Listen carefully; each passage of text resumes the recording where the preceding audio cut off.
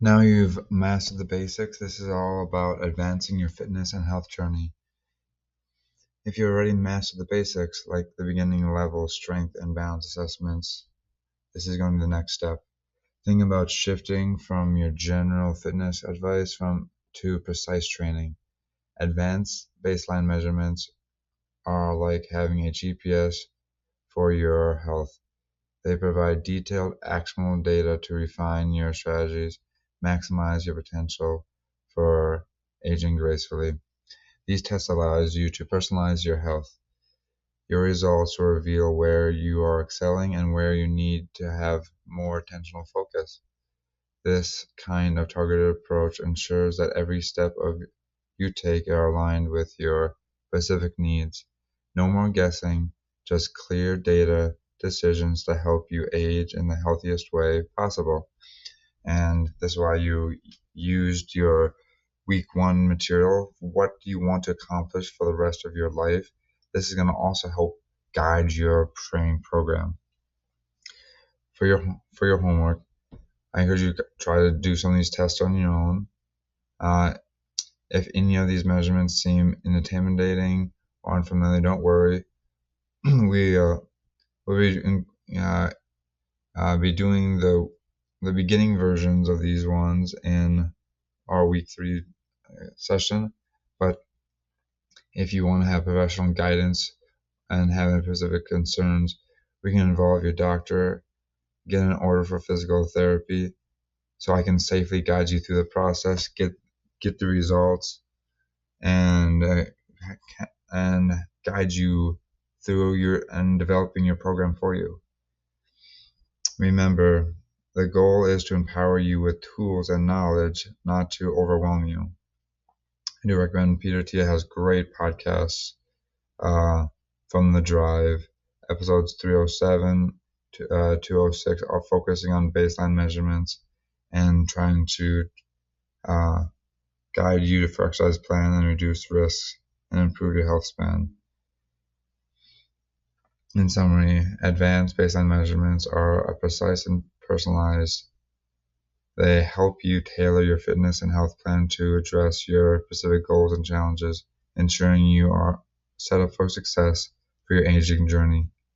Whether you're working on cardiovascular fitness, muscular strength, core stability, these tests will give you information to make real progress.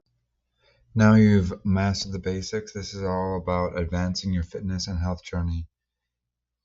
If you already mastered the basics, like the beginning level strength and balance assessments, this is going to be the next step. Think about shifting from your general fitness advice to precise training. Advanced baseline measurements are like having a GPS for your health. They provide detailed, actionable data to refine your strategies, maximize your potential for aging gracefully. These tests allows you to personalize your health. Your results will reveal where you are excelling and where you need to have more attentional focus. This kind of targeted approach ensures that every step of you take are aligned with your specific needs. No more guessing, just clear data decisions to help you age in the healthiest way possible. And this is why you used your week one material. What do you want to accomplish for the rest of your life? This is going to also help guide your training program. For your homework, I encourage you to try to do some of these tests on your own. If any of these measurements seem intimidating or unfamiliar, don't worry. We'll be doing the beginning versions of these ones in our week 3 session. But if you want to have professional guidance and have any specific concerns, we can involve your doctor, get an order for physical therapy, so I can safely guide you through the process, get the results, and guide you through developing your program for you. Remember, the goal is to empower you with tools and knowledge, not to overwhelm you. I do recommend Peter Tia has great podcasts from the drive. Episodes 307 206 are focusing on baseline measurements and trying to uh, guide you for exercise plan and reduce risks and improve your health span. In summary, advanced baseline measurements are precise and personalized. They help you tailor your fitness and health plan to address your specific goals and challenges, ensuring you are set up for success for your aging journey. Whether you're working on cardiovascular fitness, muscular strength, core stability, these tests will give you information to make real progress. Now you've mastered the basics, this is all about advancing your fitness and health journey. If you already mastered the basics, like the beginning level strength and balance assessments, this is going to be the next step. Think about shifting from your general fitness advice to precise training. Advanced baseline measurements are like having a GPS for your health. They provide detailed, actionable data to refine your strategies, maximize your potential for aging gracefully. These tests allows you to personalize your health. Your results will reveal where you are excelling and where you need to have more attentional focus. This kind of targeted approach ensures that every step of you take are aligned with your specific needs. No more guessing, just clear data decisions to help you age in the healthiest way possible. And this is why you used your week 1 material. What do you want to accomplish for the rest of your... For those who do not know me, my name is Matt. I'm the physical therapist at GL Rehabilitation since the end of 2020. This helps me provide for my wife and 3 kids. And throughout this process, I started off my journey being born and raised on a dairy farm in western Wisconsin called Prescott. I stayed living on the farm to attend the University of Wisconsin River Falls, and I obtained a certification of exercise sports science and with the certification of exercise physiology specialist. Then I went to University of Wisconsin Madison for my doctorate of physical therapy, and while I was there I obtained my certification in strength and conditioning specialist. After that I obtained and did my residency in orthopedics at UW Health in Merida, and I got the chance to sit for the orthopedics clinical specialist. So I know it looks like I have a lot of alphabet soup at the end of my name. I just wanted to demonstrate and show how passionate I am for helping others. And this is the whole point of why I want to further my education and keep on learning to help my patients get the best care that they deserve. Alright, so this is going to be an extra PowerPoint. It's the advanced baseline measurements. So same concepts. We have some baseline measurements I want you to master first, and these are just additional things to take to the next level. So I always have to make sure you're aware. These are general exercise guidelines and advice. Please use your discretion. Please be safe. We're going to go through the PAR Q that is going to see if you're ready for exercise or if you need medical clearance before you do that. So that is going to be an important aspect of this, because GL Rehab and myself cannot be liable for any actions that are taken based on this information. So please be safe, because that is the utmost priority. This is week 8, the final session of Aging Gracefully 101. And honestly, I could not be more proud of this group. 8 weeks ago, we started a journey, and over these weeks, we have built something extraordinary together. Let me remind you what we accomplished. In week 3, we built the car. We learned about the muscles and the strength among the strongest predictors of how well we're going to live the final decades. Week 4, we installed the engine. We learned about zone 2 and VO2 max, and why cardiovascular system is the delivery system that powers everything. Week 5, we added steering, brakes, and suspension, stability and mobility, the systems that keep you safe and functional. In week 6, we took the car in for a full expansion, head to toe, from your feet to your brain. And last week, in week 7, you planned the road trip. You learned how to structure a periodization training plan that puts it all on the 4 pillars together. So now you have a strong car, you built a strong engine, a precise handling, and have a good plan. That's fantastic. But here's a question I want you to sit with. How do you know if the car is actually performing the way you think it is? How do you know your engine is not overheating? How do you know your brakes is not going to be having wear thin? How do you know your fuel efficiency is improving? You need a dashboard. You need gauges. You need sensors, dynastic roundouts and readouts. This is what today is all about. Advanced baseline measurements are the dashboard for your body. I tell you with these numbers, with data, with precision, exactly where you stand across every domain of fitness.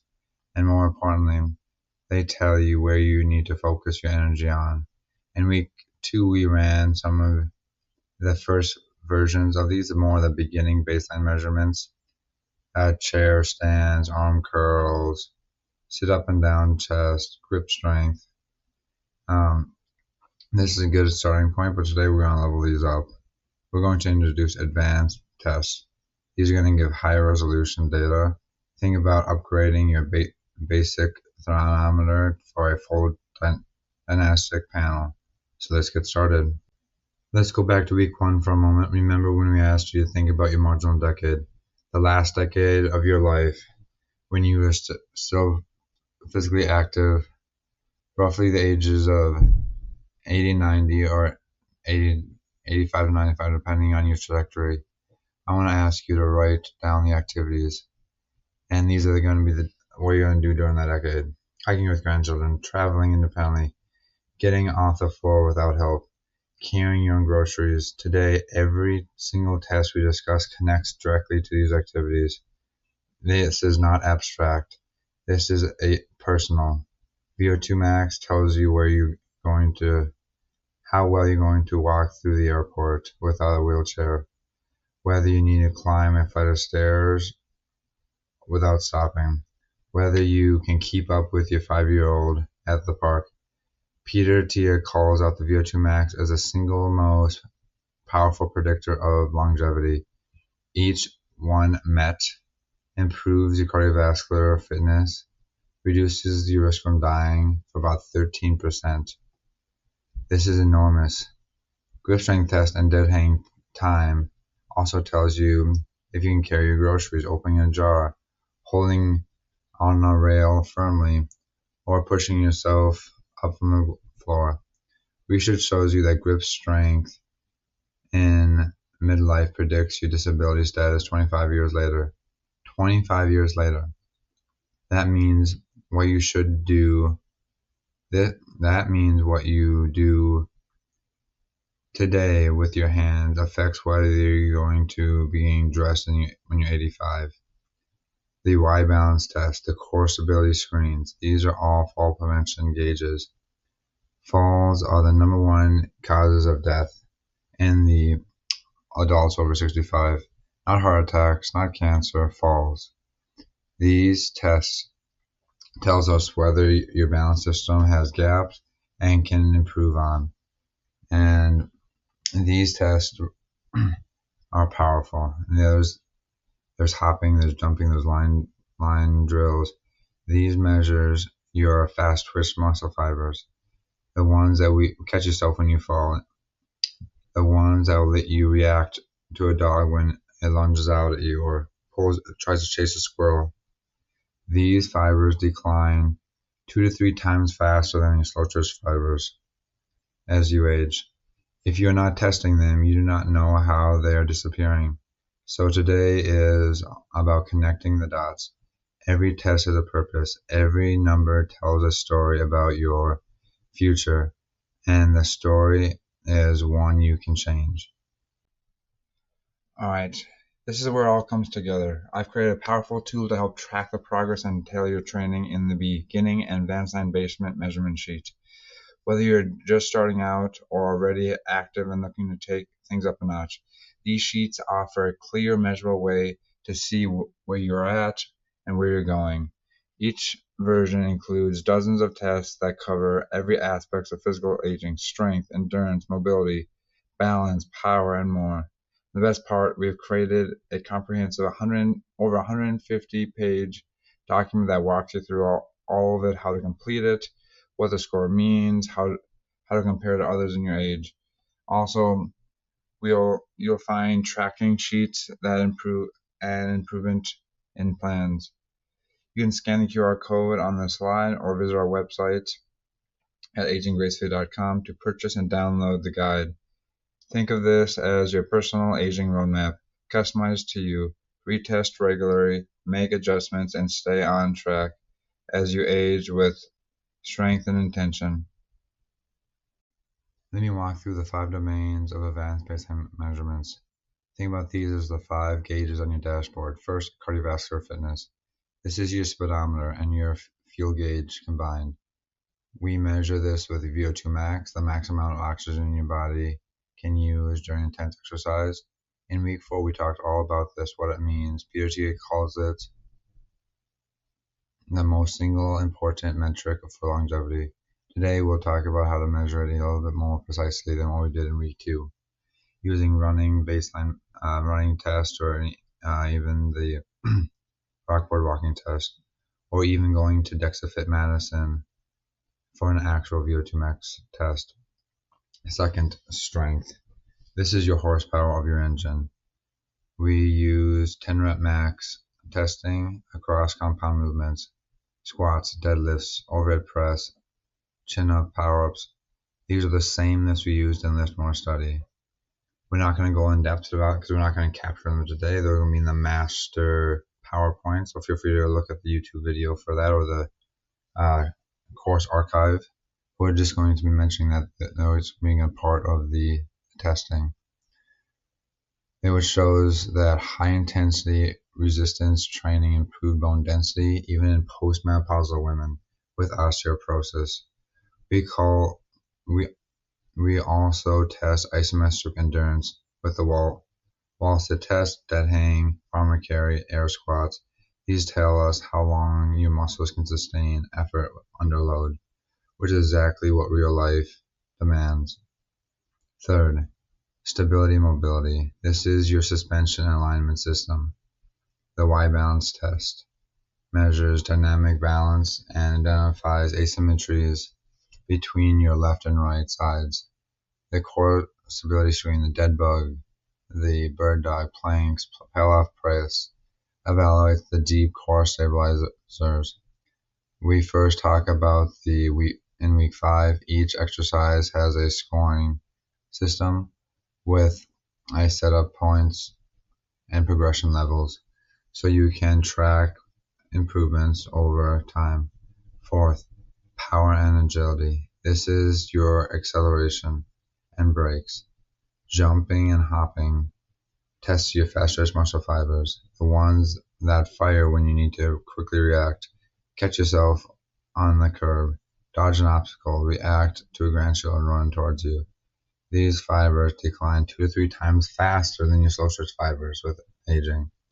So if you're not measuring them, you do not know if they're disappearing.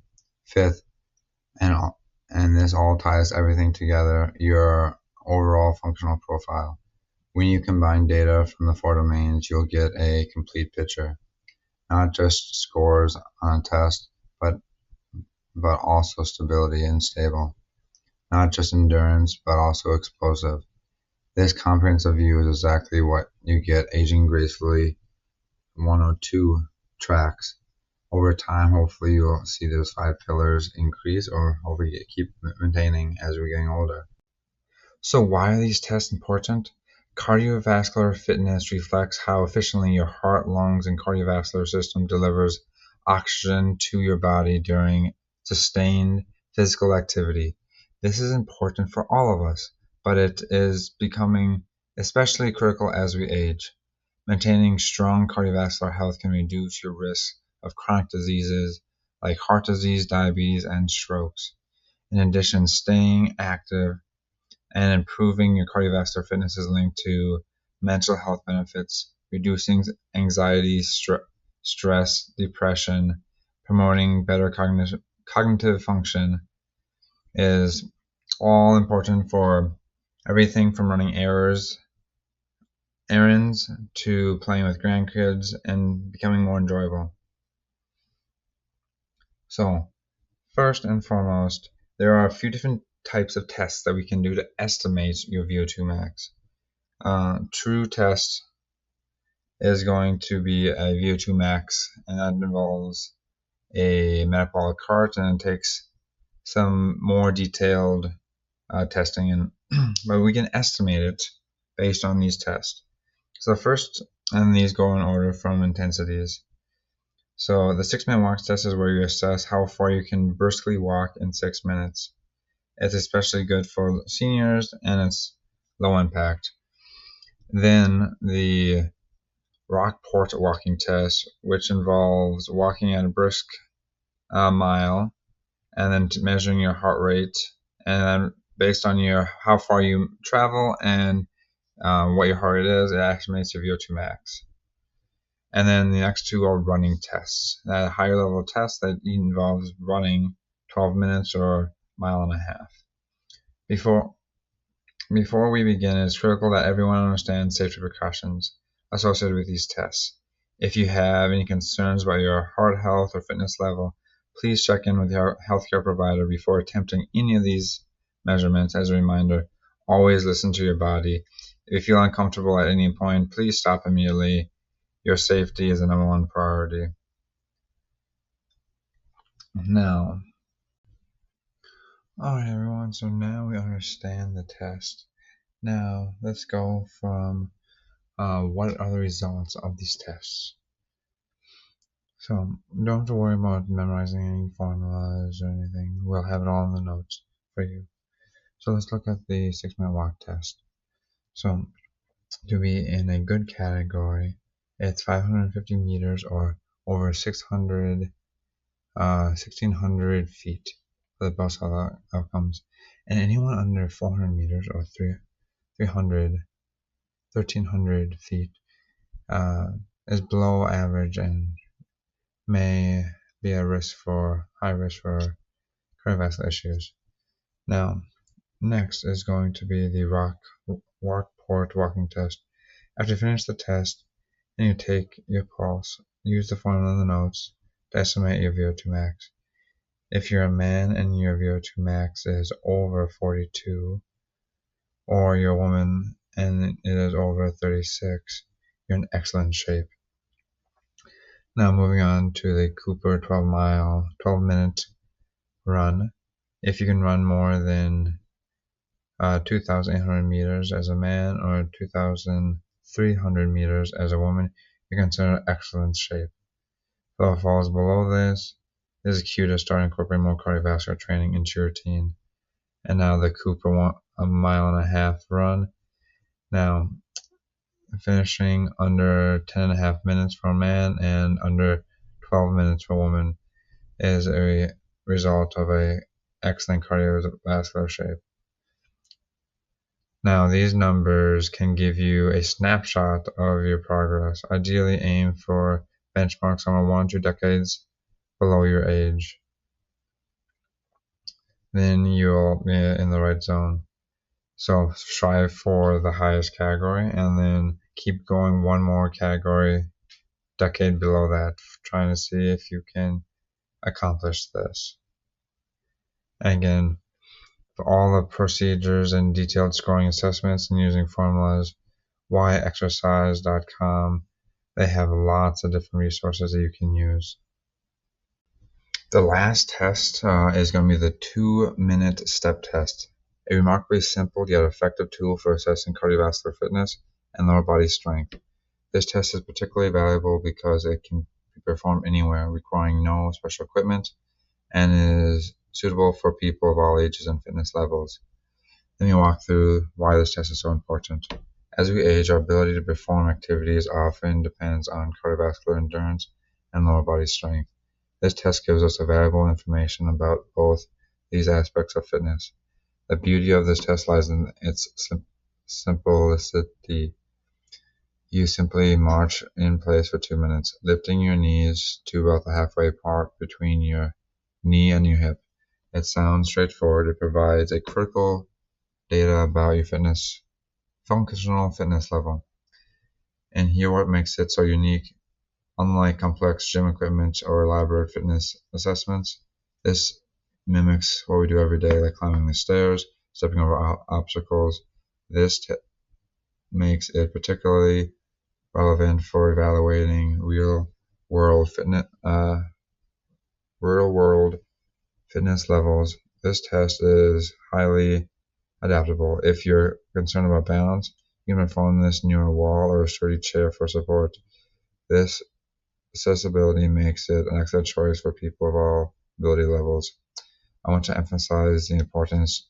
It's not about the number, it's about understanding your current fitness level and setting realistic goals for improvement. The normative data I've provided gives you a framework to understand where you compare to your others in your age group. But remember, the most important comparison is with yourself and previous performances. Look at your normative data I've shared. You notice that the expected number of steps varies by age and gender. This is perfectly normal. As you're getting older, it's going to go down a little bit. That's why it's represented in the table. And knowing that our goal is trying to slowly work from the below average to the average to above average, and then going from that next age group from there. And these are just a way help to track your fitness, but also your little goals as well. But remember, try to warm up a little bit before the test. We'll make sure we're safe during the test. Remember to maintain good posture, breathe regularly, and stop if you have any discomfort. The test should challenge but never cause pain. You're gonna probably feel some like muscle burning, maybe some huffing and puffing while you're doing this, and it's totally fine to have that. And that's kind of the goal of measuring cardiovascular fitness. And from there, we actually can measure and estimate some other VO2 max measurements. Now, let's break down some estimations of your VO2 max from your scores. And here gets really interesting. The relationship between the steps and your VO2 max is kind of broken down, and you can actually help correlate this to some activities you normally do. So if you can achieve 65 to 75 steps in 2 minutes, you're at the level that supports basic activities like preparing light meals, self-care. Pushing that up to 76 to 90 steps, you're looking more comfortably grocery shopping, doing light housework. But bringing that up to 91 to 105, you're in the sweet spot enjoying activities like social dancing and water aerobics. Here's the exciting spot. If you can manage all the way up to 106 to 120 steps, you're obtaining more activities like swimming, hiking, even tennis. This is where the real impact of cardiovascular impact is. So those things, as you can mention, they're estimating your VO2 max at those specific levels. So let's take a tip that many people overlook. We're not just reaching for these numbers, it is maintaining them consistently. Regular testing helps us track progress, adjust fitness routines accordingly. I recommend monthly assessments to keep tabs on how things are going.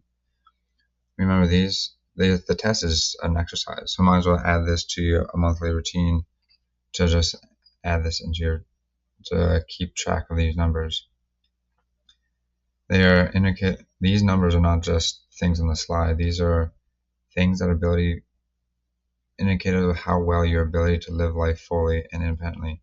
Each step you take in this test represents the capacity of your daily life, from playing with grandchildren to traveling and pursuing hobbies.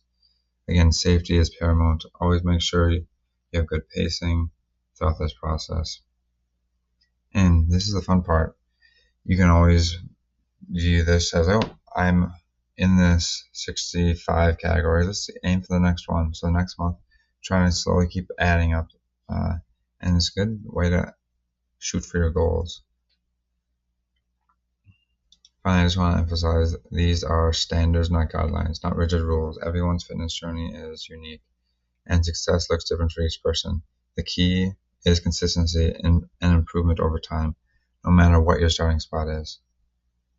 And as I mentioned, we have Why Exercise on here. I reached out to him and he's able to give you breakdowns of the 6-minute walk test and the rock board. I have some in my presentation notes, but I do encourage visiting his website to dive more in depth about these topics of the other two tests. So we just spent a lot of time on testing of VO2 max, but why is it so important? In simple terms, VO2 max is the max rate of oxygen consumption your body can handle during exercise. It is a direct reflection on how well your heart, lungs, and muscles work all together. Keep you moving beyond its role of fitness. VO2 max is a powerful indicator of overall health. And a higher VO2 max means you have a lower risks for developing chronic diseases and lower risk of mortality over time. Let's look at the charts. Why Exercise has a wonderful website, and they kind of have great figures of having your different age categories, and has different categories of where you fall within that. And from there, it allows you to figure out if you are in the poor versus all the way in the highest and elite levels of it. And this is where we talked about trying to aim for your being in that superior category and then trying to go for 1 or 2 decades below where your actual age is.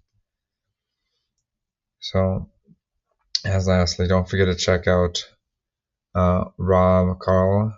He's a PT, and he's the one that made this images, and I shared the video with him during our first session of Why Exercise. He is a PT doing the same message, trying to promote healthy living and aging gracefully through exercise. He has great resources, so please check him out. He is more than willing to help you guys out, and has lots of videos along the way to help you understand. The estimation test we just covered, the 6-minute walk test, rockboard walking test. These are solid 2s. They give you the ballpark, but I want to be honest with you, they can be off by 10 to 20%. Coffee, hydration, sleep, all of these can affect your heart rate and skew the results. It's useful, yes. Precise, not exactly. If you want the real number, the definitive clinical grade measurement, there's only one way to do it. It's a lab-based VO2 max test and using a metabolic cart. Peter Attia calls the gold standard, and I'm excited to tell you we have partnered with DexaFit Madison to make it accessible to our community. Here's how it works. You get on a treadmill or a bike. The protocol is customized to you. Walkers walk, runners run. Intensity increases gradually until you hit your max effort. The whole time your face mass is connected to a metabolic cart, measures every breath. Oxygen in, carbon dioxide out in real time. What you can get back is your true VO2 max score if you push yourself hard enough, which is quite difficult.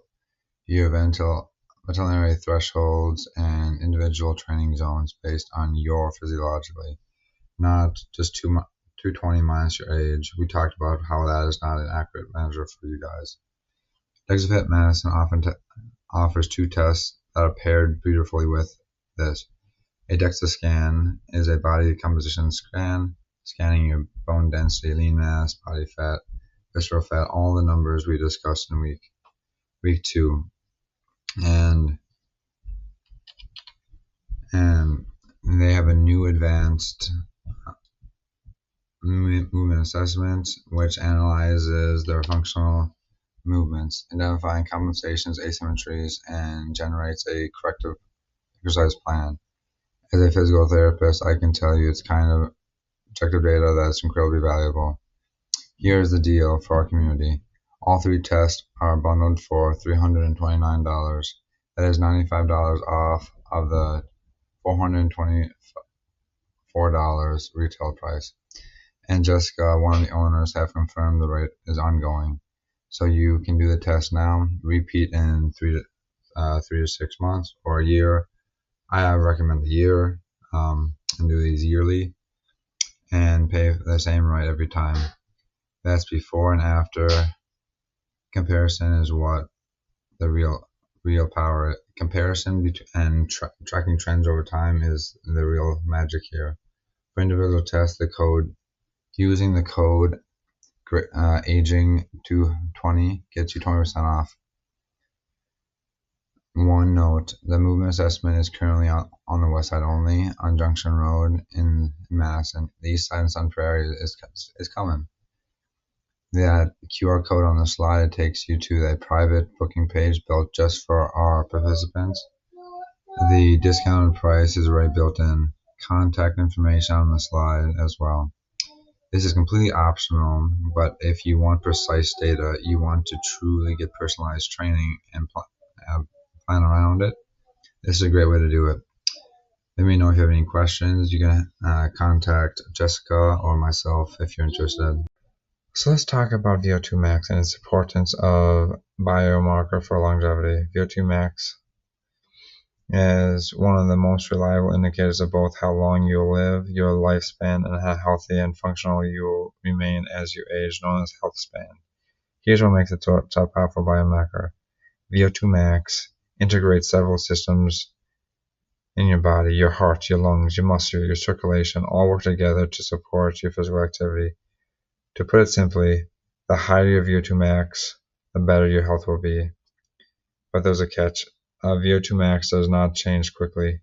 It's a long-term metric, meaning that getting from a low levels to elite levels take consistent training over years. This makes it a reliable indicator of your cumulative efforts towards a better outcome. There's no cheating for the exam. You have to put in the work to get a better result. The graph here is from Peter Thiel's podcast, and he does a great job of demonstrating how VO2 max declines as you age for everyone. What's important to note is people who remain at higher levels and then continue to perform demanding activities. For instance, the green curve shows those of the 95th percentile can still run a 10 miles per hour, while the red curve highlights they are facing many struggling at basic tasks of walking. So that is very telling. Here's why it gets interesting. While everyone's VO2 max declines, those at higher starting levels maintain the ability to do more for longer. That is the essential why you have to build VO2 max early in life. In summary, achieving and maintaining a high VO2 max is one of the best things you can do for your longevity and health span. It doesn't mean living longer, it means living with more mobility, energy, and independence. So keep aiming for high levels of VO2 max, and you'll invest in a better quality of life for decades to come. Now let's look at how we evaluate strength on a deeper level. These tests form the core of our advanced strength assessment and give a full body picture of how strong and resilient you are. We starting with 10 rep max testing for the squat, deadlift, overhead press, and then the pull-up or chin-ups.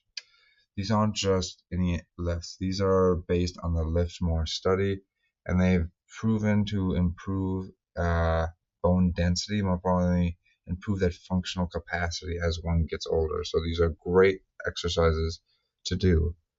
Then we have more like isometric tests, like the wall sit, the air squat. How long and how low can you go? We have dead hanging. These measures how long your muscles can stay engaged under pressure. Important for both injury prevention and day-to-day stamina. Finally, we have the farmer's carry, arguably the most real-world strength test If you can carry a heavy object and still walk with control, you're aging well. We'll break down to each one of these in a few slides. We'll learn how to test them safely, interpret the results, and build your plan to get stronger over time. 10 rep max or 10 RM testing is a practical and effective way to measure strength across major muscle groups. To test, we will provide a clear benchmark for your strength levels and serve as a guide for setting training intensities. It's also a great way to track progress and stay motivated. The purpose and exercises. During the sessions, we will focus on 4 key exercises: the front or back squat, deadlift, overhead press, and chin-ups or pull-ups. These exercises target the most important muscle groups, including your legs, backs, arms, shoulders. These are kind of dove in from the Lift More study aimed on targeting bone health for osteoporosis and improving your bone density. So that's kind of where these also came from. So by the end of today, you'll know the maximum weight you can safely and effectively lift for 10 repetitions with proper form. Here's how we conduct the test. Start off with a warm-up using light weights to prepare your muscles. Gradually increase the load in small increments until you find a weight that challenges you for exactly 10 repetitions while maintaining good technique. Take 2 to 3 minutes of rest between each attempt to ensure full recovery. Stop at the heaviest load where you can complete 10 clean reps. Safety is our topmost priority. Before attempting these tests, it is essential to have at least 2 to 3 months of consistent weight training experience. This ensures you have a solid foundation and familiar with the technical demands of these lifts.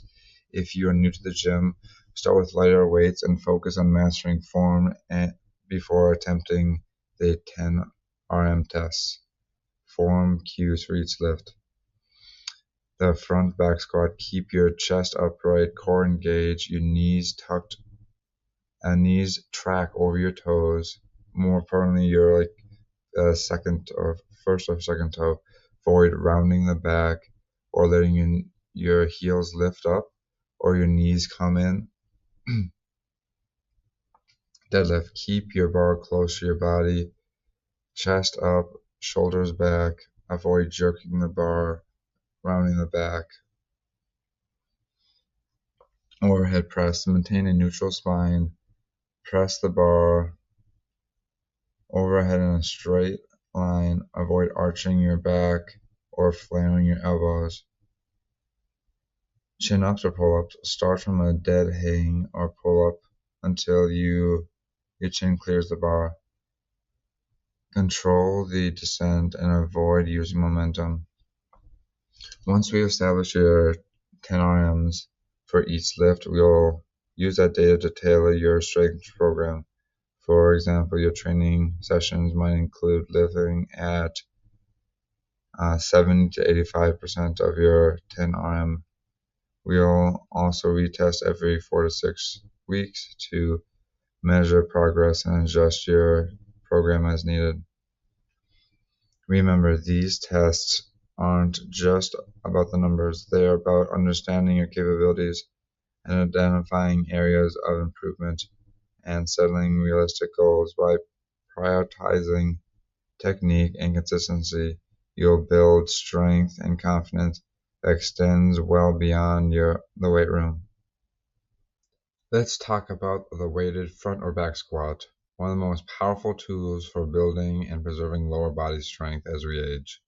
But to do it safely and effectively, we need to focus on technique first. Step 1 is spinal alignment, ribs over pelvis. This means avoiding a puffed out chest or an arched back. This keeps the spine in a stable under load position. Step 2 is breathing and bracing. Instead of sucking in your belly, expand your ribs laterally and brace your core like it's in the full 360 degrees balloon. This protects the spine and helps you lift more safely. Step 3, engage your hips and your feet. Create a solid tripod with your feet by pressing your big toe, pinky toe, and heel into the ground. Gently open up your hips and knees more so they track more naturally. When doing all together the alignment, breathing, hip alignment, you can unlock the strength and confidence to squat without pain. And this translates to real life resilience. We'll assess this movements in class and teach you how to do it properly and safely. On this slide, we're looking at reference values for the back squat, 10 rep max or 10 RM. This is a useful tool. It reflects both muscle strength and endurance without requiring maximal effort like a 1 max rep test. These numbers are based on validated studies using a large sample sizes. As you can see, there's a clear distinction between trained and untrained individuals between age groups. For example, untrained males in their 20s might squat over 200 pounds for 10 reps, while trained women might manage 115, 125. For older adults in the 60s, the numbers are lower, but still impressive and achievable with consistent training. We also include definitions of training status so you can better self-identify where you fall. Your goal isn't to compare, but to understand what's typical and what's possible. These are benchmarks, can help you track your progress and set realistic goals. Most importantly, always prioritize proper form and consistency over lifting too much and getting hurt. This slide covers everything you need to know to perform the deadlift safely and effectively as you age. There could be a whole presentation on this. It's a very complex movement. So I'm just trying to break it down a little bit for you. We are focused on the conventional deadlift with emphasizes the posterior chain, your glutes, your hamstrings, lower back. For some, especially those with mobility issues or longer limbs, the sumo deadlift might be more comfortable. Start by aligning the bar over the middle of your toes and your feet and gripping it just outside your legs. Your spine will stay neutral, not rounded. Your lats should be engaged by pulling on the bar tight to your shins. As you lift, you think about driving your hips forward and leading with your chest. The bar should travel straight up, close to your body. At the top, stand tall, don't lean, don't back shrug. We all talk about how often to train, usually once or twice a week is enough, how to avoid common mistakes like rounding the back, rising too early, deadlifts. Deadlifting with good form helps preserve muscle mass, protecting the spine and support independence as you grow older. There's some other things. You can have some equipment to help foster enjoyment while this, as well as those QR codes on 2 YouTube videos that kind of discuss and dive into this even more in depthly. I encourage you guys, if you're serious about this, to watch the videos before you try to deadlift. This slide presents normative data for the deadlift across age and sex groups. These values are based on estimated 10 rep max, roughly 75% of your 1 rep max. You'll notice that as we age, the standards shift down, which is a normal part of aging. However, maintaining strength in this movement is essential. It helps with real-world tasks like lifting, laundry, picking up grandkids, and loading groceries. Use the tables as guidelines. If you're not deadlifting around the good or excellent category for your age, that's okay. It's a target to work towards. So this is like goal setting is a huge aspect of this and keep you motivated. But remember, proper form and safety are the utmost priority more than the numbers. Always lift with a flat back, brace core, avoid rounding your spine as we age. It's not just about lifting heavy, it's about lifting smart. We have to stay in the game of exercise and movement as long as we can to maintain that consistency. Also, your strength levels also affects by diet, sleep, training history, consistency. So don't get discouraged. This is a long game and play the long game of your life, and your body will respond consistently with your training at any age. Now we're diving into one of the most fundamental upper body lifts, the overhead press. This movement not only builds shoulder strength, but also maintains postural integrity and core control, which are critical as we age. The main muscles involved are your anterior delts, upper traps, triceps, upper chest. When setting up, making sure the bar is at armpit height on the rack. Use a grip that is just wider than shoulder width apart, and keep your feet about shoulder width apart. When you press, drive the bar straight above the head, not forward, and brace your core and glutes. Avoid common errors like shrugging the shoulders or cutting the range of motion short. If you're just starting out, dumbbells might be more natural. Just make sure you are controlling the motion. Remember, the standing versions challenges your core more, while seated allows you to do heavier loads. Alternate between them as needed, and be patient. Overhead press builds strength gradually, but the benefits and stability and functions are tremendous. So making sure we're not overdoing it. Again, we're playing the long game. Make sure you can, there's a YouTube video that helps walk you through the different forms as well, so feel free to scan the QR code. Let's take a moment to look at the normative overhead press strength data by age and sex. These charts help us understand how we compare to the typical performance standards based on training experience. The data assumes we're doing a strict standing barbell press, no leg drive, full range of motion, proper posture. As expected, strength declines with age, but good news is that training even just 3 to 9 months, you can move someone from the untrained to the novice or even the intermediate category. For example, a 60-year-old man pressing 80 pounds is performing quite well for his age. These benchmarks are useful for goal setting, but remember, individual factors like mobility, injury history, arm length affect results. What matters most is progression over time, not just how you compare to others. The overhead press is essential important as we age. It builds shoulder strength, tricep, and postural strength while demanding core stability. These are essential qualities for daily living, reaching overhead, carrying groceries, or playing with grandchildren. The takeaway here: strength is trainable at any age. Use the standards as motivation to keep moving forward, one rep at a time. Now let's talk about pull-ups. The movement is a powerhouse when it comes to building upper body strength, especially in the lats, biceps, and core. Unlike machines, pull-ups challenge the entire body, requiring strength and control from head to toe. To do it properly, use overhand grip about 1.5 times your shoulder width. Hang on with your arms straight and shoulders active, and pull with your elbows down and back. Your chin should clear the bar, ideally touching your upper chest. Lower under control, keeping your body rigid. For those who can't get up to do bodyweight pull-ups yet, don't worry.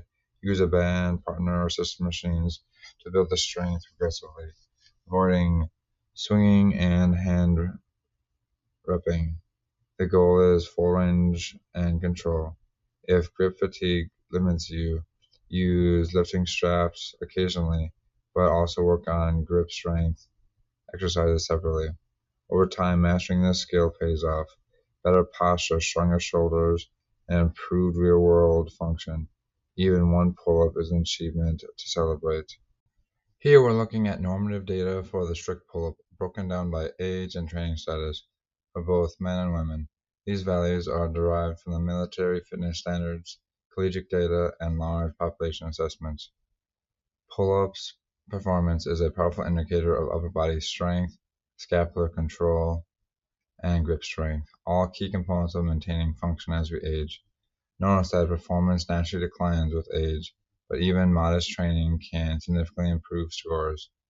Improving and moving from untrained to novice, from novice to intermediate, represents meaningful strength gains. For those unable to perform a pull-up, we recommend assisted variations or lat pull-downs while building the necessary strength and control. Keep in mind these scores assume proper form, no swinging, no kicking, full range of motion, and a controlled tempo. In older adults, prioritizing body weight pull-ups strength can delay frailty and improve independence. It's not about achieving advanced status, it's about tracking improvement and functionality over time. This slide introduces the wall sit hold, a fundamental strength test and training tool that is highly relevant for the aging gracefully population. It is an isometric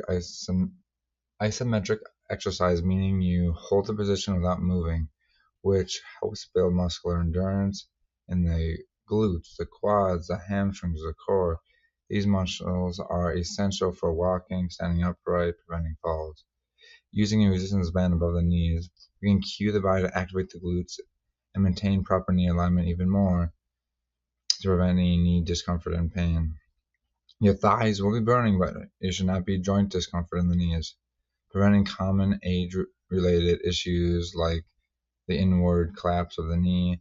The goal is to sit like you're in a chair, flat against the back, flat against the wall, knees at 90 degrees, back, hips back, spine neutral, core engaged. And the fun thing is, it's very scalable. You can go down and do a half hold or a mini hold, and slowly work up from there. And these are just going to be starting off with like 10 seconds. Eventually, the goal is going to be a minute. And you can say this is going to be like the kind of the time you're striving for. But you can take 1 or 2 decades below you if you're doing good, or don't get discouraged if you're not at that decade, because it's very trainable. We want to track how long you're holding good position, not just struggling and having bad form. So this is going to hopefully fuel your lower body strengthening isometric tests. Now that we've mastered the wall sit, the next progression is the air squat hold, an essential movement for aging adults. This position trains the glutes, hamstrings, hips without the wall support, which makes it more challenging for balance and core stability. It is especially useful for tasks we do daily, like standing up from a chair, lifting, maintaining postures, picking things off the ground. Start by standing just wider than shoulder width apart with toes forward, maybe slightly outwards. Hinge at the hips like you're sitting in the chair, keeping your back upright and your spine neutral. The resistance band can encourage you to keep that glute activated. Press your knees outward and imagine splitting the ground with your feet. Hold the position around 90 degrees hold 90 degrees of knee angle. Avoid rounding your back or letting your knees cave inward. Start with 10 seconds and aim up all the way to a minute. And this thing is that you're gonna have to be tracking how far you go down, as well as how long you can hold, so you can be very objective with your data. And guess what? The time for the wall sit and the air squat are exactly the same. So I'm not going to put that information there, because just go back one slide and you can look at that data. And that's going to be the goal. This exercise doesn't just build muscle, it trains endurance for real life movement and helps us reduce for falls. And remembers, form matters more than time. If form breaks, stop and reset. Quality first, then duration.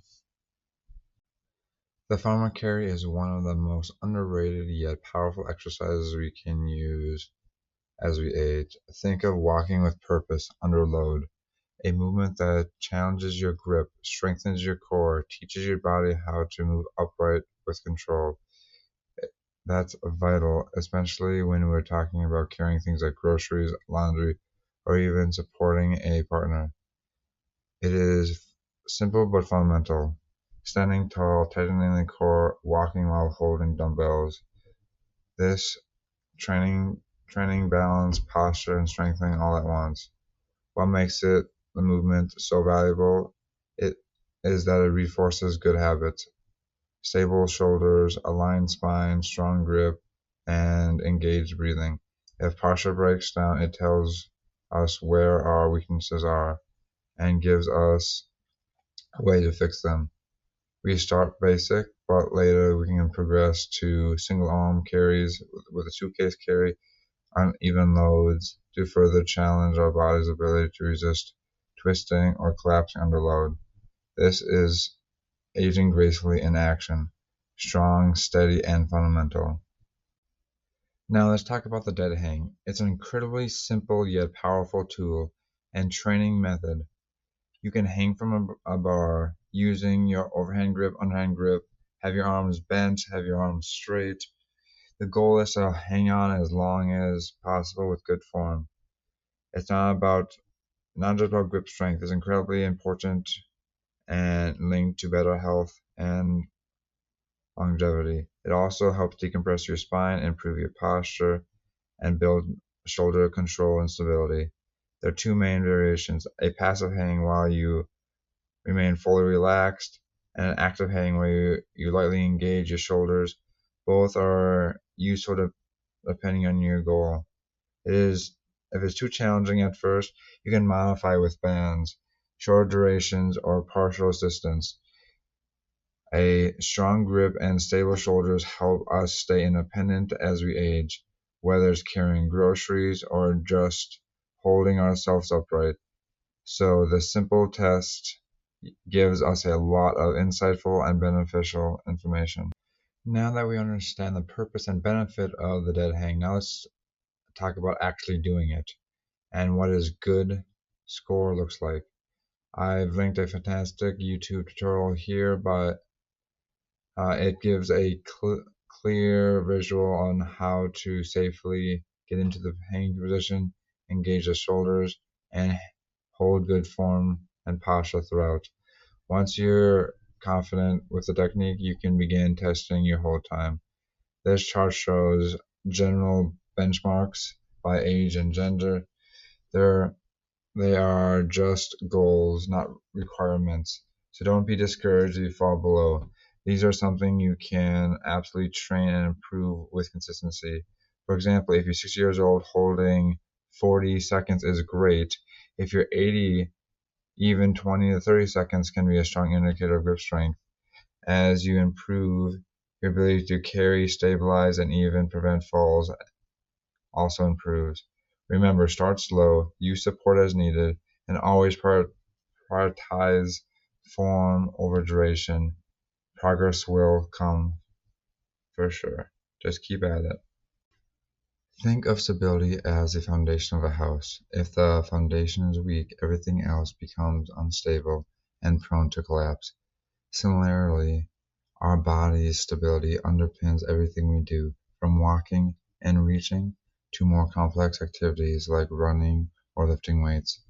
Let's talk about why stability is so important as we age. First, it's a key factor in preventing falls. Falls can lead to fractures or other injuries, which often cause long recovery times, which can significantly impact quality of life. Secondly, stability ensures our bodies moves efficiently. When all parts are working together, we save energy and reduce the strain on individual muscles and joints. This not only improves performance, but also helps prevent overuse injuries. Lastly, stability supports longevity in activity. Whether you're playing with grandchildren or pursuing a hobby, maintaining good stability ensures you can keep doing what you love safely and confidently. To measure stability, we use a mix of dynamic and static tests. The Y balance tests your ability to maintain balance while standing on one leg while reaching in different directions. It's a great spot to spot imbalances between the left and right sides or identifying restricted mobility. Imagine reaching forward to the side behind you. This mimics real-life movements where stability is critical, like stepping over an obstacle, catching your balance when you trip. The core stability screening includes exercises like the dead bug, where you lie on your back and extend opposite arms and legs while keeping your core engaged. This tests your ability to stabilize your trunk during movement. The dead bug, similar concept but performed on your hands and knees, which challenges your pelvic and lumbar control. Planks, both on your elbows and on your sides, which measures the endurance of your core stabilizers. And finally, the Pallof press, which uses resistance to test your ability to resist rotational forces. This is especially important for activities that require twisting and turning, like picking up groceries or playing sports. By measuring stability, we can identify and address weaknesses before they lead into falls or injuries. It's a proactive way to maintain independence and improve overall quality of life. So as you move forward in your training, remember stability isn't just a starting point. It's a key to aging gracefully and starts active and staying active for years to come. The Y balance test is one of the best tools we have to assess dynamic balance, how well we can stabilize ourselves while reaching or moving. Why this is important for aging? Because daily tasks like reaching into the cupboard, catching yourself from a trip, all require coordinated movements, balance, and core control. We use this test to look for imbalances between the left and right side of the body, which can reveal underlying strength and control issues that often go unnoticed. For instance, an asymmetry in forward reach of just 4 centimeters is enough to predict a significant higher fall and injury risk. The test is easy to set up. Just the tape on the floor, and all you need to do is your own body. During the test, you'll be balancing on one leg, reaching with the other in 3 directions: forward, backwards and in, and backwards and out. You'll lightly tap the floor on your farthest reach. We'll score you based on your leg strength, based on the adaptability to we'll adapt this based on your leg length, because that's important, because that's going to be it's going to be different for everyone if their legs are different. In our Aging Gracefully class, we'll use this as a baseline to track improvement in our balance, strength, and control. Key areas we'll target throughout the program. Let's dive into the comprehensive assessment of the core and strength stability. This assessment is critical for understanding the individual's core stability, which plays a fundamental role in physical health and injury prevention. The core includes muscles such as the abdominals, obliques, lower back, hip flexors, which are all support everyday movements we make. Whether it's walking, bending, lifting objects, strong core leads to better balance and stability, which are essential for maintaining independence, especially as we age. These exercises also require a high level of body awareness and proprioception. The ability to sense where one's body is in space. Improving one's body awareness allows individuals to move more effectively and safely, reducing risk of falls and other injuries. Exercises like the bird dog side planks engage multiple muscle groups at once, improving not only muscle strength but also coordination.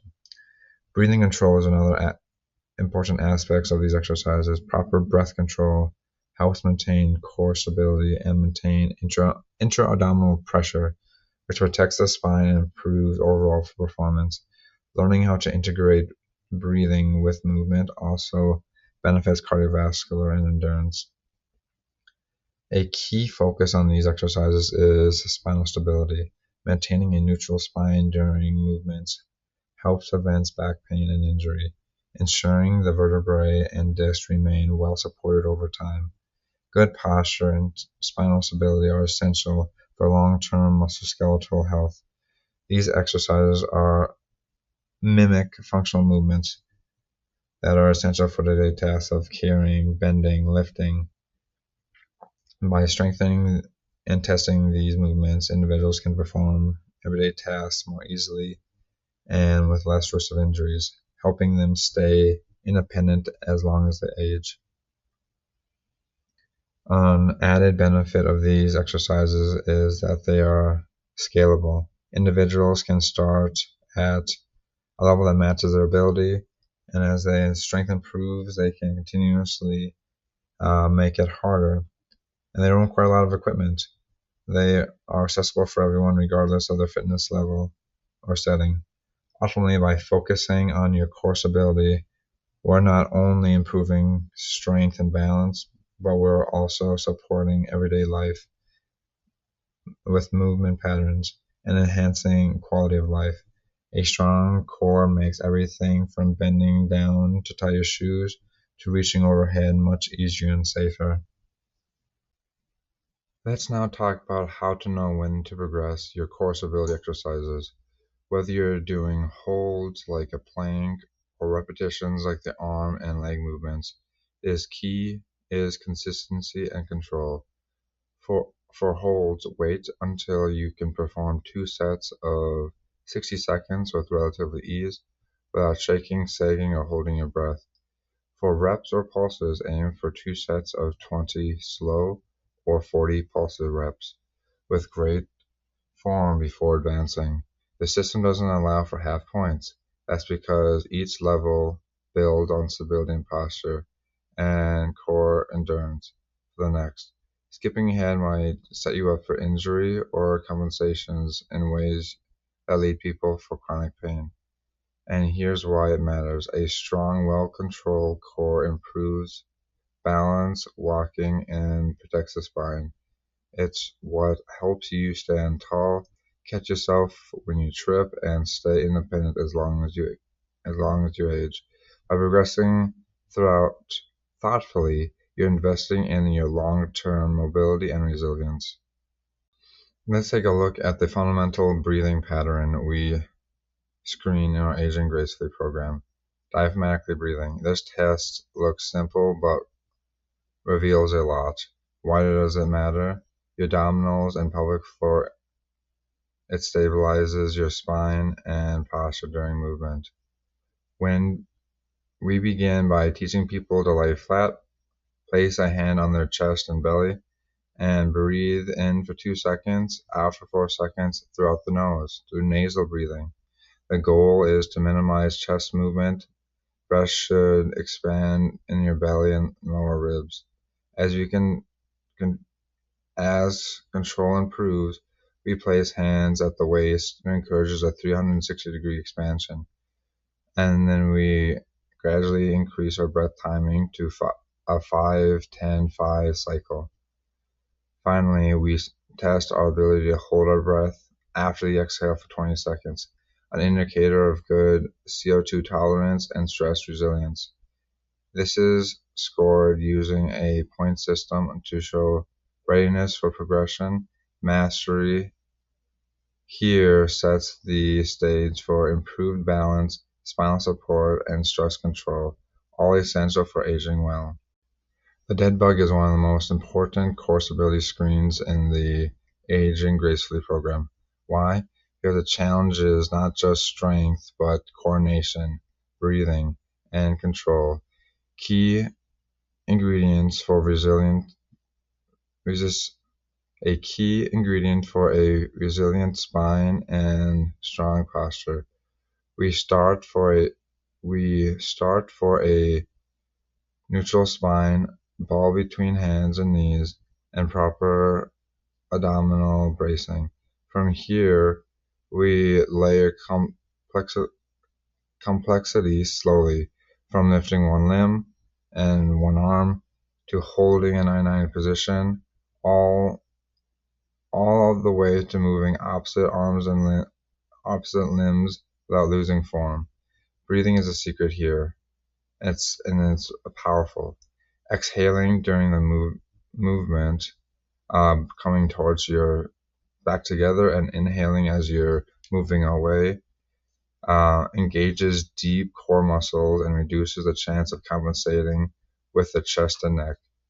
For the second level, 2 points for proper posture, 5 for good breathing control with movement, and 2 point progression per progressive level. This system makes it easy to track progress and catch plateaus. Mastering these patterns helps improve balance, posture, and even how confidently you move day to day. It is not just exercise, it's about building a stable foundation for aging well. Here's the value of testing as we age gracefully is the dead bug with the shoulder flexion. While laying down with your knees and hips at 90-90, you will raise your arms and slowly lower your arms overhead. The goal is to keep everything as stable, no arching your back, no flaring your ribs, no moving your legs. Why do we care? Because this is a simple motion test 3 big things: shoulder mobility, core control, and your ability to move without compensations. These are all critical for daily tasks like putting on a shirt, lifting objects, and catching yourself during a fall. You'll record how close your hands get to the floor and use that as a baseline. Then we'll reassess after a few weeks. If it's tough at first, that's okay. We'll work on your mobility and core activation exercises to help you improve. This movement isn't just about strength or flexibility. It shows you how your body works as a whole. And that's a key in aging gracefully, with control, confidence, and function. Now let's walk through the bird dog screen.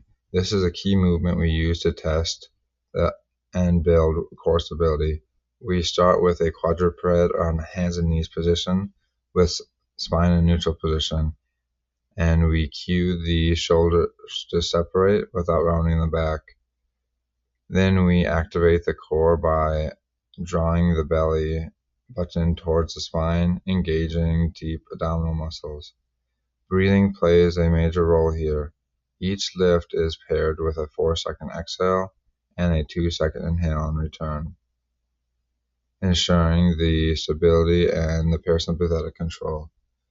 We progress through increasing challenging stages, from simple arm movements to leg movements to full contralateral movements where you're doing opposite movements, mimics cross-body movements like walking.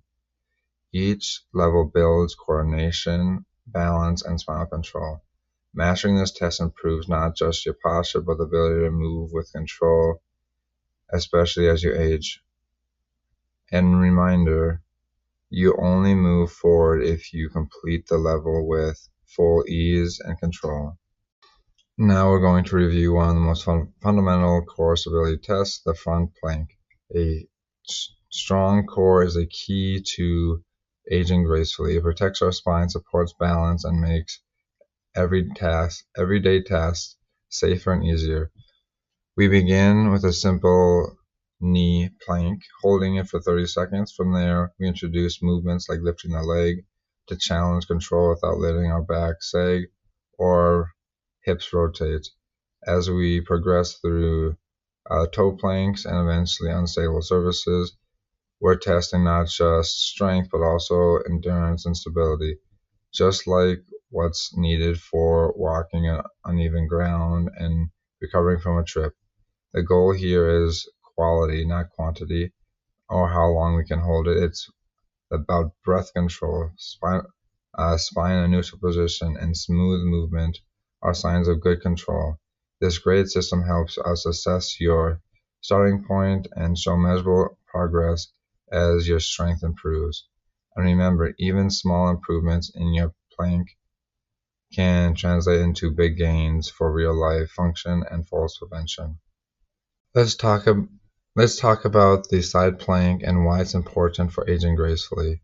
This screen tests our stability laterally, meaning resisting side-to-side movements that challenge our balance and alignment as we move. The setup begins with a bent knee version to make it accessible for everyone. We'll focus on core engagement, drawing the belly button in and tucked under the pelvis slightly. As we progress through the levels, we add holds, leg lifts, pulses, and eventually move to full toe planks and unstable surfaces. These variations challenge your obliques, glutes, and spinal stabilizers more deeply. What does that mean for everyday life? Better balance, safer walking, and protection from falls. Many people forget how essential lateral core strength is. It keeps us upright when we trip, prevents us from doing the penguin walk, going back and forth when we're walking, helps us carry groceries, navigating stairs. This is one of the most fundamental, relevant movements we can screen to train for older adults and just in general population. This screen uses the Pallof press to assess anti-rotational core strength, which is essential for everyday movement like spinal protection. The goal here isn't to rotate, it is to resist rotation, a key function in our deep core muscles. We start by pressing the band forward and slowly, then increase complexities by adding pulses, narrowing the base of support. Each level trains the body to stay strong and aligned under increasing challenges. This matters deeply for aging gracefully. When we walk, when we twist, carry, and even stand, our spinal and core work consistently, preventing excessive movements. Poor core stability can lead to back pain, poor posture, and increase the risk of falls. And as we get older, our back tends to not like to rotate because of it. This is a weak link. So this is a great way.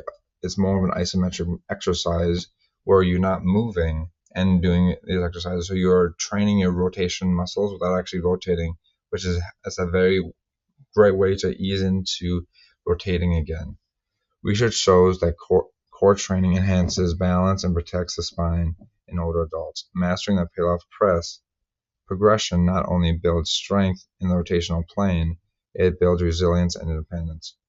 Remember, only move to the next level when you can complete 2 sets of a solid form and control for 60 seconds. This isn't about speed, it's about control and quantity. Here we have a summary table of the 6 core screen that includes in the program.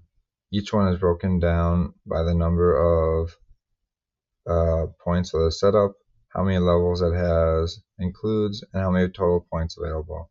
These exercises target not only the abdominal muscles, but also helps the hips, spinal stabilizers, and even breathing patterns. The more levels an exercise has, the more opportunity there is for progression and challenges. Our goal is not just to do these exercises, but to master each level with good form before progressing. By using this point system, we are able to track growth, find areas for improvement, and maintain motivation. Core strength is essential to balance, posture, and injury prevention, and it becomes even more important as we are aging gracefully. Let's talk about the deep squat depth test. This is one of the most telling and fundamental assessments we can use. With feet slightly wider than shoulder width apart, toes slightly turned out, we'll squat as low as possible while keeping your heels down and your spine upright and straight. Try it with and without your arms for support. This lets us see whether it is balance or joint mobility that needs work. Why is it important? The depth squat gives us a snapshot of ankle, knee, hip, and spine mobility. Essential joints for every task, like toileting, picking up something off the floor, or getting upright from the ground. It also challenges your balance, core strength, and coordination. Even small improvements in depth can mean huge gains in daily function and reduce falls risk. We'll measure how far your butt is from the floor and track this over time.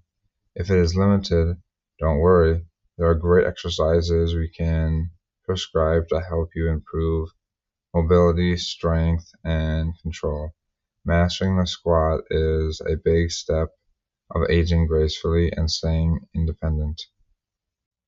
Before jumping into any testing or impact-based activities, we prepare the body.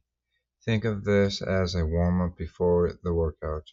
We start the deep squats and then the deep squats with toe raises to build baseline strength and joint mobility, especially at the hips, knees, and ankles. Then we moved into small, soft jumps, focusing on control landings for the few sessions.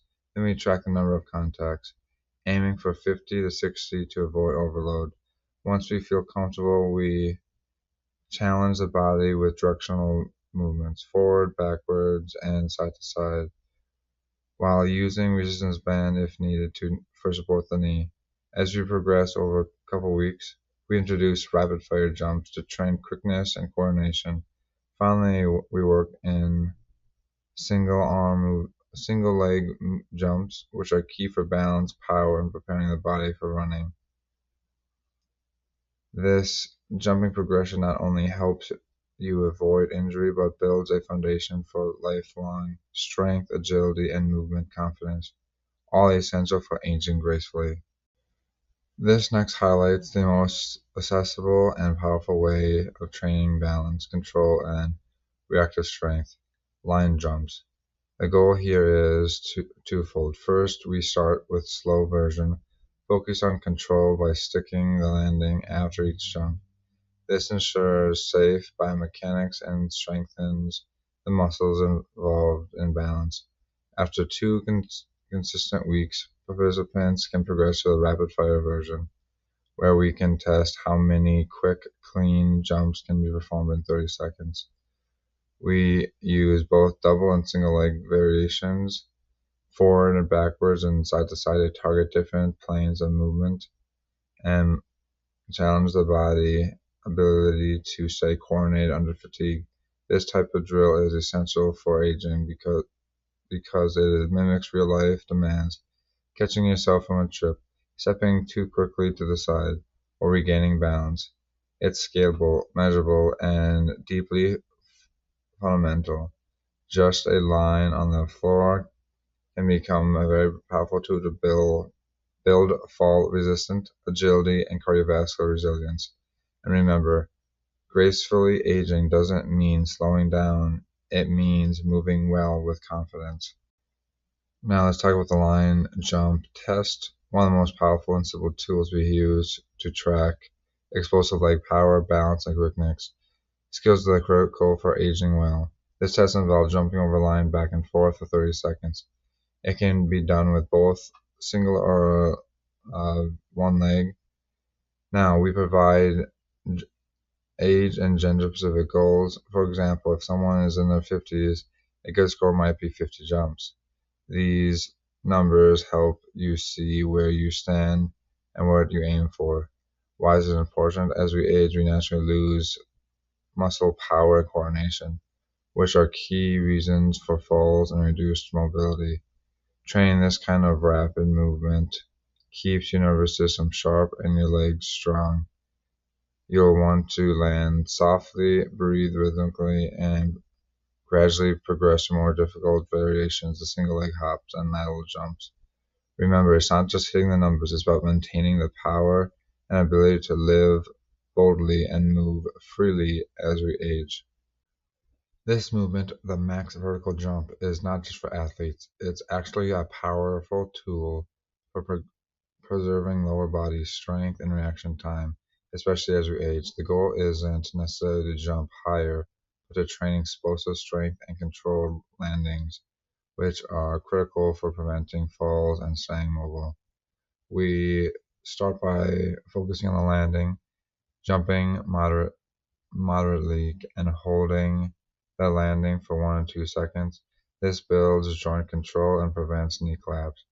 After about 2 weeks of mastering that, then we move on to full effort jumps.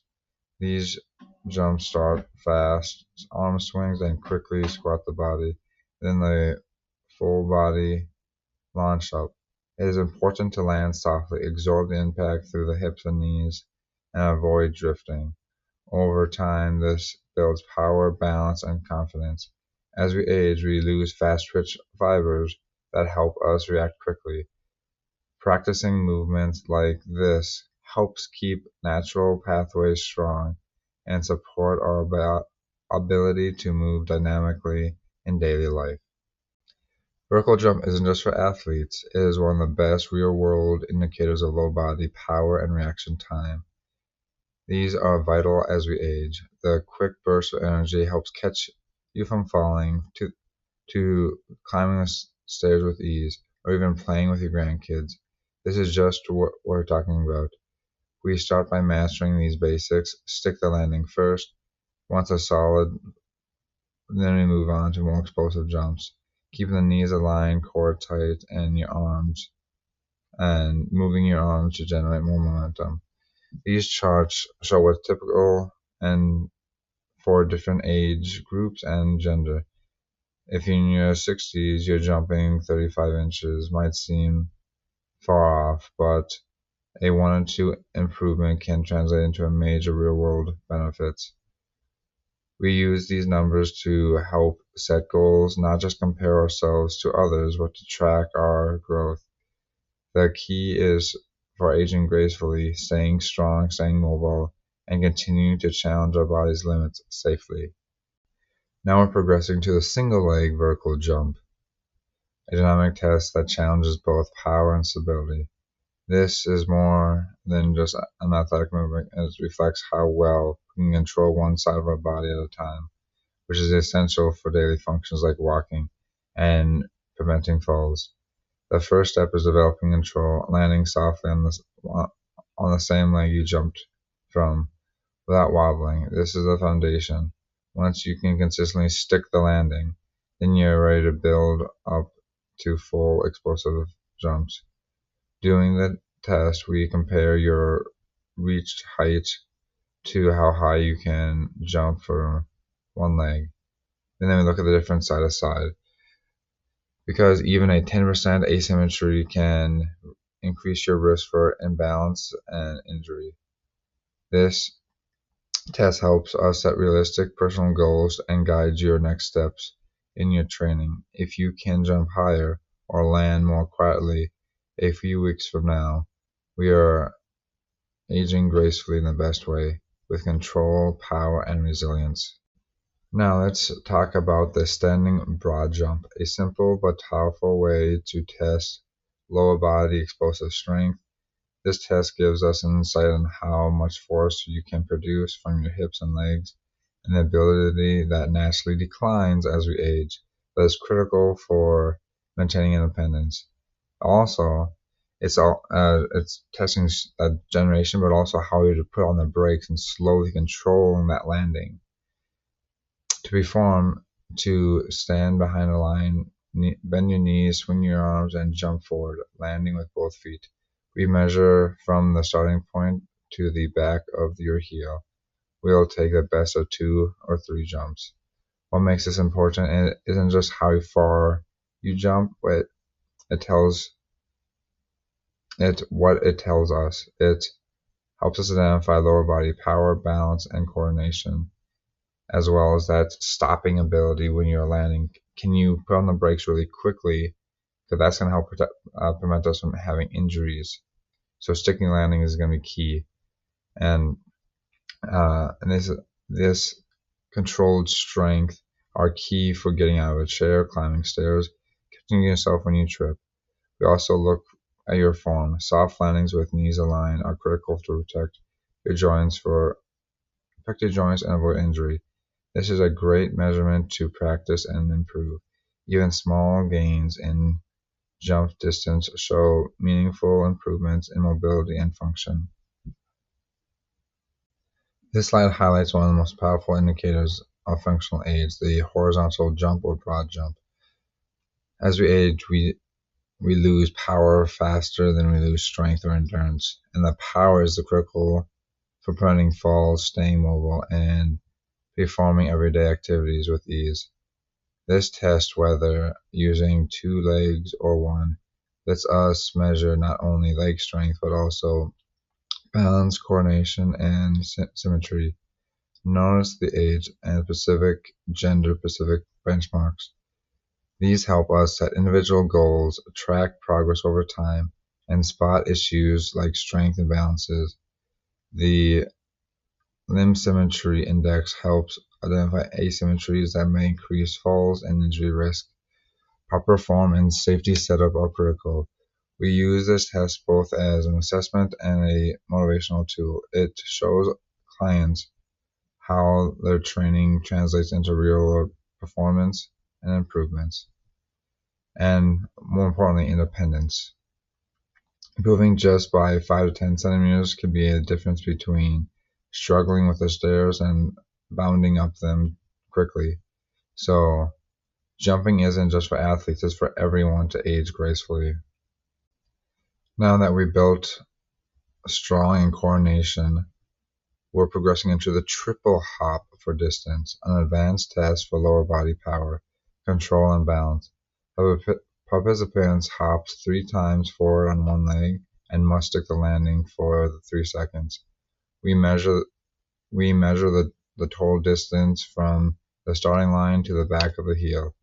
This test mimics real-life situations, like quickly regaining balance from a trip and a step unevenly. It is especially valuable for identifying asymmetries between legs and falls risk and reactive strength, all critical for aging adults. Remember, the goal isn't just distance, it's safe, controlled power. Arms can be used freely, but always consistently across tests. If someone can perform these tests with competence, it is a great sign of athletic aging. We're going over this slowly in class, and we'll build it up with simpler test progressions to ensure safety and confidence before trying the full test. Now we move into the max distance triple hop. Participants perform 3 forward hops with one leg or double leg, depending on the variation. We do both, aiming for the distance and trying to compare side to side. The key here is not how far you go, but how well you can control your landing, stable, and symmetry between both legs. This is where the limb symmetry index comes in. By comparing performance to age and gender-based norms, we can set realistic, personalized goals. These norms can help track improvement and detect asymmetries that might increase your risk for falls. Why does it matter? Because explosive power is lost and one of the first and fastest to decline in aging. Faster even than strength. Improving this test improves the bodies to react quickly, stay confident on your feet, and protect against falls.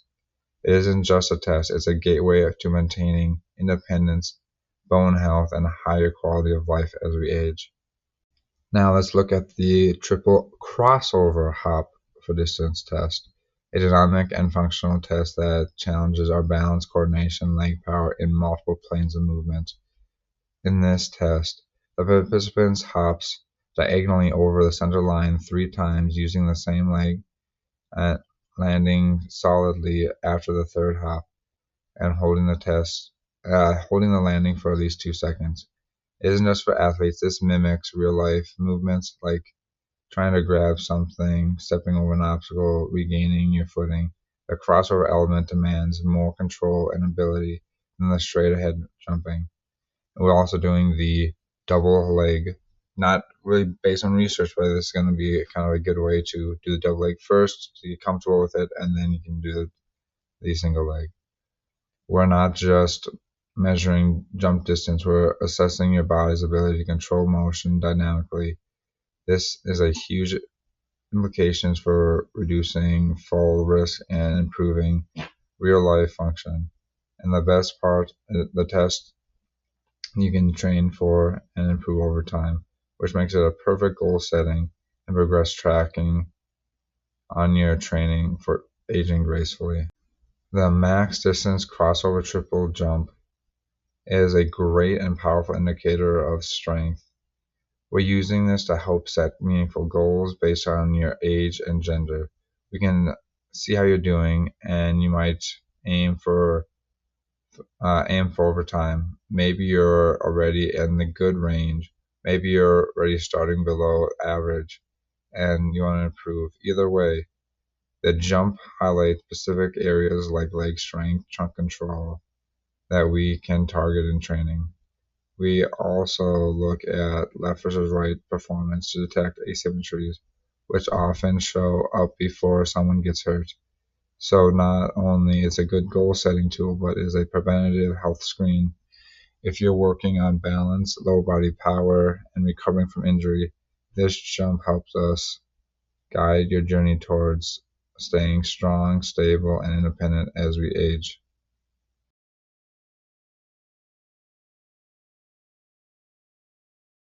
So that wraps up all the baseline measurements that we will be collecting. I do have a sheet of paper that you can write all your scores down. You can take that home and you complete it as you need and you want. Next week's session, we will be trying to go through and measure a lot of these things with you. I'll make sure you are cleared and you're good to go with your exercise. I don't have any injuries or risk with this. If you feel like you will qualify or you need to have a one-on-one session because you have an injury or you have any kind of difficulties doing activities that you normally like to do throughout your day-to-day tasks, that does qualify you for physical therapy. There'll be a sign-up sheet in the back, as well as you can scan this QR code, and that will bring you to a spot where you can start the process of having physical therapy. It has been a pleasure during the second session with you. I'm looking forward to hopefully many more sessions with you guys. Last thing before we go, this is going to be Zach Bush's information about trying to do a little exercise throughout the day. And it's only 4-minute bite-sized chunks. So feel free to watch him. And if we run out of time, we're going to have you try to do this by yourself and watch this video.